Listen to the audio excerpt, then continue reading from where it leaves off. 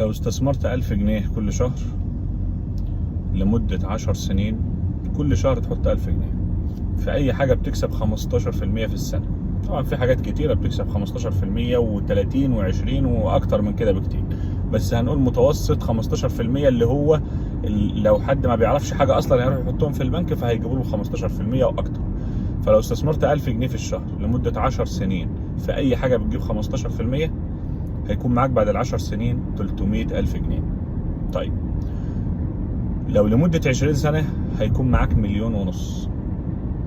لو استثمرت 2000 جنيه في الشهر لمدة 10 سنين هيكون معاك بعد ال10 سنين 600,000 في 15% برضه.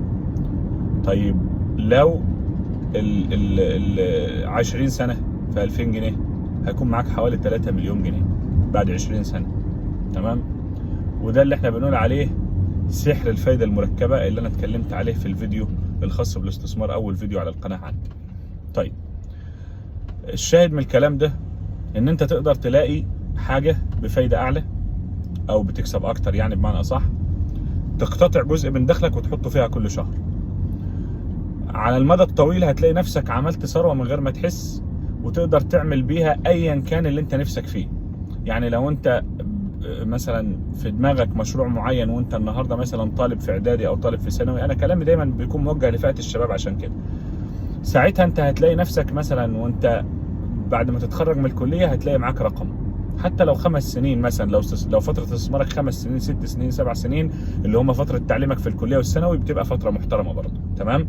بس بتعوز تزود استثمارك شوية.